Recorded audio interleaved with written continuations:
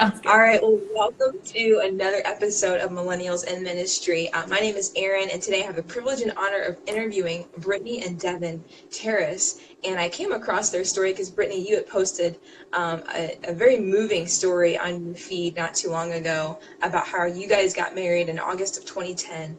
And Devin, 2 years later, you suffered an incredible brain injury. And thank God you're alive, well, and completely healed. But I'm wondering if you guys can share that story today, what it was like before, during, and after the traumatic brain injury. Sure. Yeah. Do you want to give us a little background on us, and then we'll go into the story? As far as like family and stuff, background stuff, Brittany and I have been married for almost 8 years, so it's been a blessing. Love her very, very, very much. Our two boys, Zayn is 4, and Ezra is 1, and he's going to be he's 13. Well, he's 13 months, but and they're lively, excited, and two boys with great energy. Fun. Yeah. And then I'm a director of athletics at Grace Christian School in Raleigh, North Carolina. I've been at Grace Christian School for going on 7 years. I've been in Christian education for about 8 years, 8 or 9 years. So love teaching and coaching and being in the athletics realm and just helping coaches use their platform for Christ. And just how athletics can be a platform and a tool to be able to reach student athletes, parents, coaches. So love that avenue. And I am a photographer and a mommy, but I am Brittany Terris Photography, and I'm also a blogger and a writer.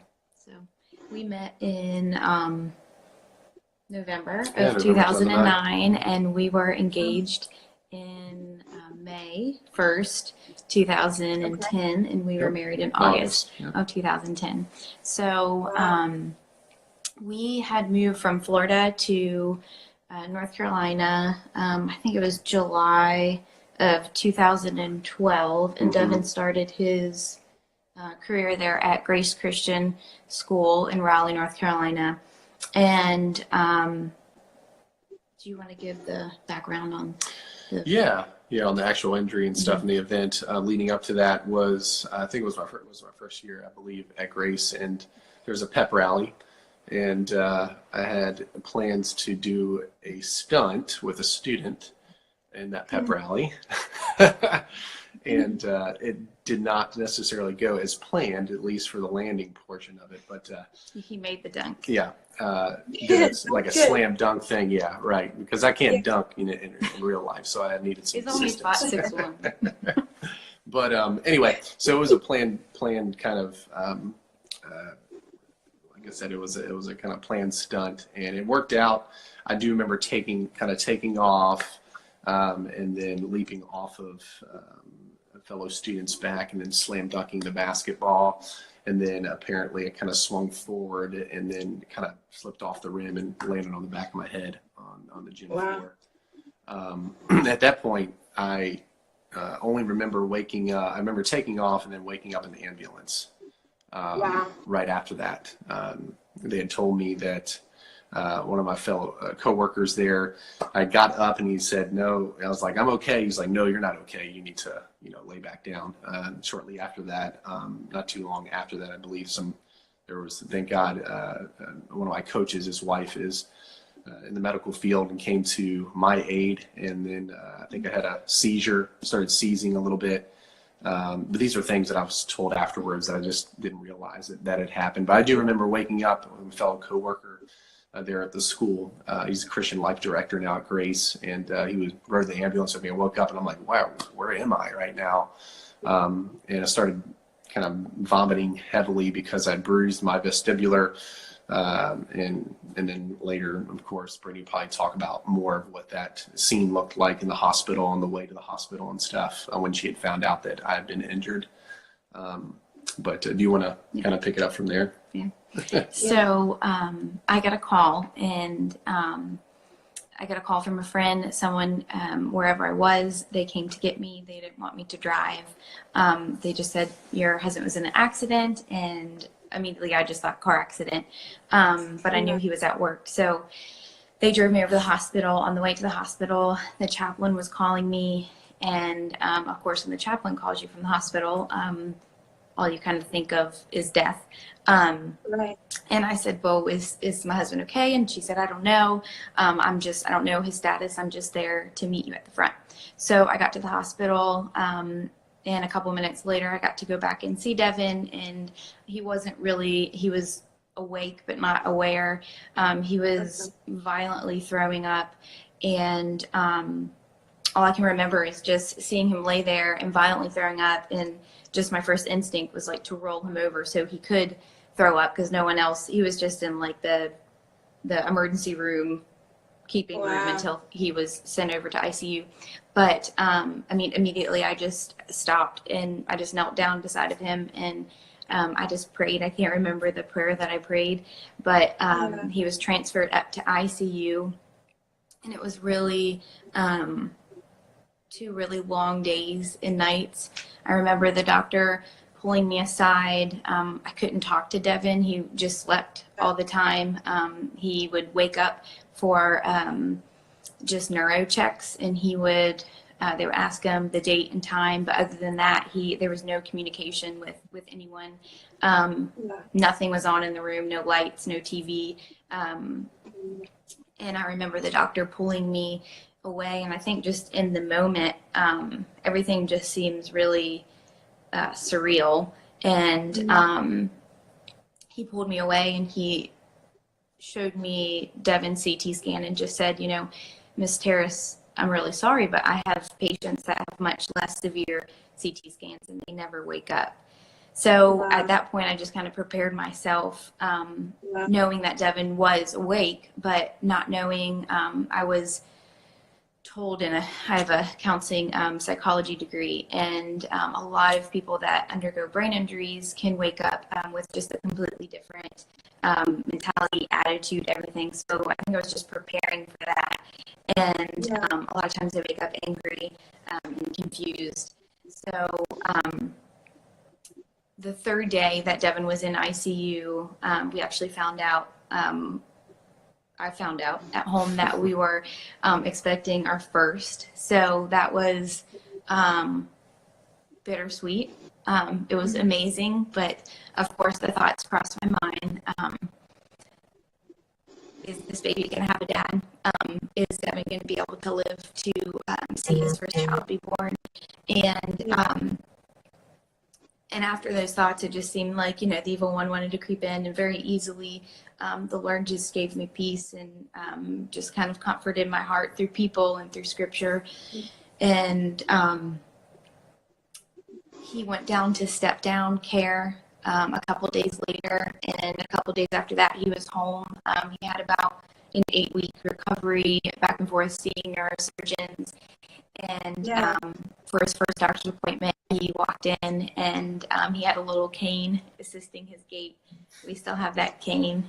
And then his doctor from the hospital was just like, he was speechless. He couldn't, he just looked at him. He's like, you're here, let alone you're walking. This is there's no explanation for this. And he's like, I just have to look up. He didn't verbally say God or the Lord's healing, but we knew it was very evident that the Lord was using this situation to reach a lot of people, to show of God's power and might. And I was confident that I know Devin would absolutely endure, if that meant that the Lord was going to use this to bring many people to know who he is. So that's really cool. And Brittany, you mentioned in a previous conversation about just what it was like, being married to someone you really couldn't talk to. And what were those moments like? How did you cry out to God in those moments of, man, I'm married, I'm expecting a son, and I have a spouse, but I don't have a spouse at the same time? Yeah, it was really hard because Devin, we laugh a lot. And not being able to talk to him at all. I woke him up to use the restroom, and I woke him up to feed him, and all the rest of the time he was sleeping, and that was per doctor's request, and that's just kind of how your brain heals. And that was hard, but it created a sweet moments for me to be able just to be alone and to really lean into the Lord in Scripture. And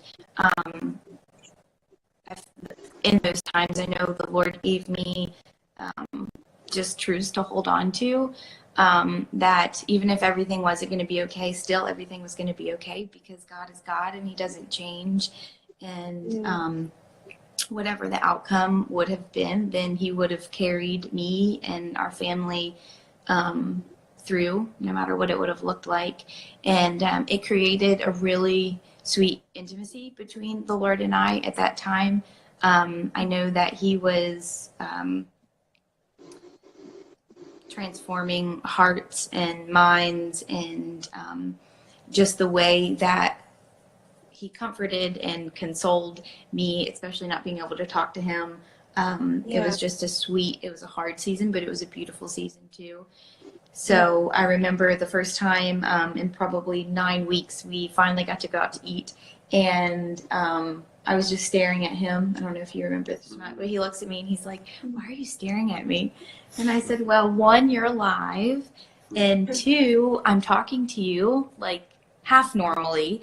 And 3, we're out to eat." So, because Devin went through it, like he endured the pain, he endured like the grit of everything with his body, but yet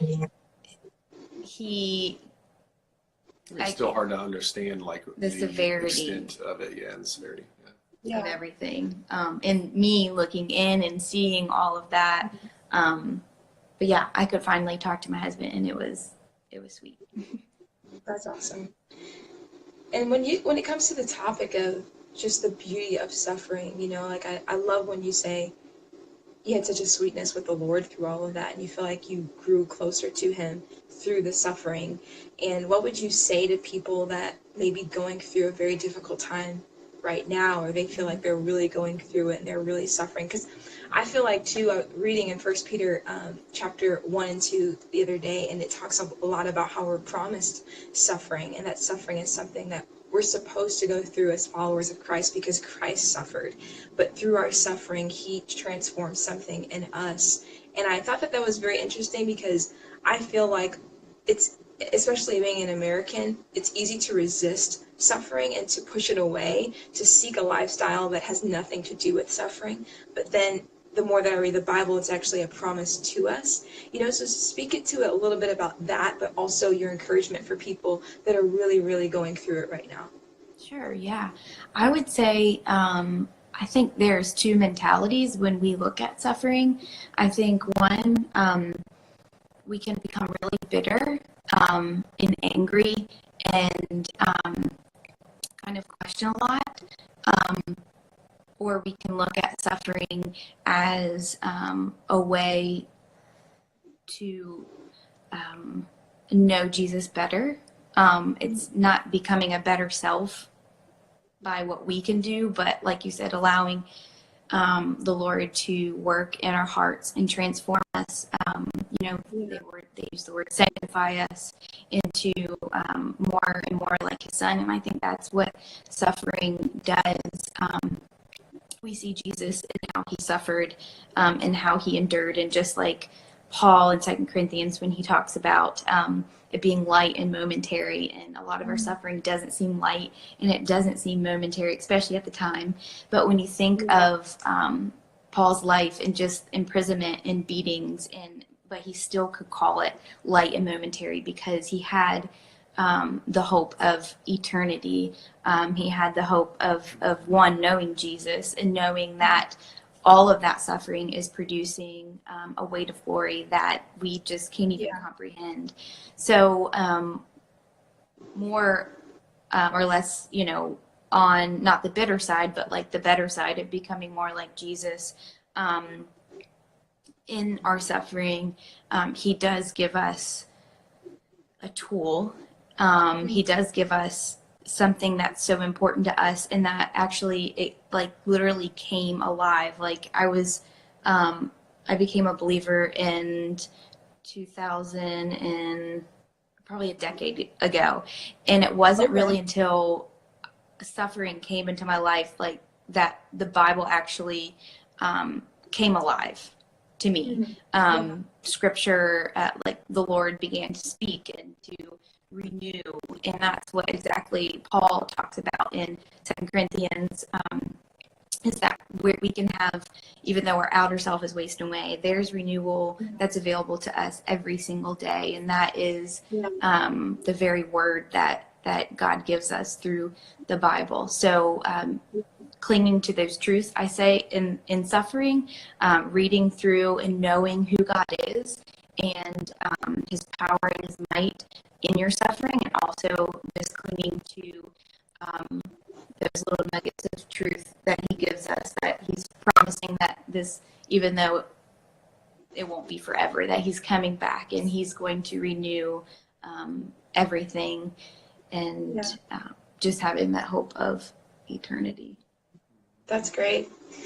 And Devin, for you, what would you advise to people that are going through something like that? I know your experience was different, being on the other side, not remembering a whole lot, but you still were the one that had to slowly recover and slowly, see your wife go through the pain that she was going through, and also being the father of a household and, a husband, a father, and recovering and all of that. Any thoughts from you for other people also suffering right now? I think just even from my side, it's hard to see, even though going through the incident and everything physically, I think for Brittany's perspective, seeing it from the outside is, I think, even more powerful, just seeing the reaction and just or other people's reactions and such, since I was kind of going through the recovery process. But I would just point to, the Bible, just reading through it, that tons of people that God used in the Bible went through suffering, or they went through phases of life where, they questioned things or whatnot. Moses himself went through suffering. David suffered. Many of the disciples suffered as well. So I just, remember and generally, topically speaking, just looking at how God's people suffered. But through that, God renewed them through it and used them through that suffering, taught them things about themselves. And I think that's the way God uses suffering from us. He just kind of uses it to cleanse us of those things that we hold on to, maybe that are not so stable and foundational. And when we experience hardship and suffering, it usually shows truly what we are dependent upon. Are we dependent upon things that we think we can control? That's something that I easily could have controlled, right? Maybe not to take off and jump off, but and slam dunk that basketball and do a crazy stunt, but other things in life. I think many of us are maybe fearful of reaching out, trying things. When we do step out in faith, God can use us, whether we don't. It's kind of some of the fear of the unknown, right? Of what could possibly happen. I think we've experienced that in many other aspects of our lives, and not just necessarily this particular incident, but the Lord's, really has put many things in our lives to teach us, like the unknown. Like, we're not going to be fearful of that, and I know Jesus speaks about that many times, not to worry, not to be anxious. But when he brings on suffering, we look at it as, okay, here's something God is doing that he's using to teach us something. We may not be able to see it right now. We might have to look back and say, oh, that's what he was doing. So just the encouragement is, hey, you look at this in a way, just like Brittany was talking about, a light momentary affliction, that God's teaching us something through it, and then he's going to use it for his good. We might not be able to see it right now. We might have to be, maybe have to look back and see what he was actually doing and teaching us. But it's going to strip us of those things that we hold on to, that we think we have control of, and it points us to him, that we are fully dependent upon him, and he's fully in control. And we don't have to worry, don't have to fret. I know this may sound crazy, but actually looking at suffering as like an invitation from the Lord. That may sound absurd, but knowing that He uses all of it and that nothing's wasted. Our tears aren't wasted. Our crying out to the Lord is not wasted. And in those moments of suffering, I remember just asking the Lord, like I was really real. And I just said, Lord, like, I don't want to ask you why, but you have to show me what for. Like, I want to see you. I want to see why this is all being allowed. And He was really sweet to always show up and reveal Himself in amazing ways in it. So looking at suffering as an invitation to grow in the Lord and to learn a lot. And I know it's easy to say, like, in the now, like there's a purpose for suffering, but there truly is. God doesn't waste anything. He doesn't waste 1 ounce of our pain. So yeah, that's so good. I'm so thankful that I got a chance to even just ask you guys about your story, and I know that God has purpose in what you guys have went through, and it's encouraged me. I love following you guys. I love seeing all the pictures and the stories. You're such a great writer, Brittany. Seriously, Good job. really, really good writer. Yeah, Props. excellent job. Seriously. But if people want to follow and continue following you guys in your story, how can they stay in touch with you? Yeah. So I have, you can, through my Instagram, at Brittany Terris Photo. I also have a website, because I'm a photographer as well, but it also has a blog. It's just brittanyterris.com. And you can contact me on my contact form there. And we'd be happy to chat with you about your suffering or pray through things with you, for you. Suffering is suffering. There's no level of suffering. So just know that that we're here. Yeah. That's awesome. Well, thank you guys so much for your time. Yeah, so thank you. appreciate you. We'll definitely stay in touch, and you guys have a great evening. Absolutely. Thank Thanks. you. You too. Take care. Yeah.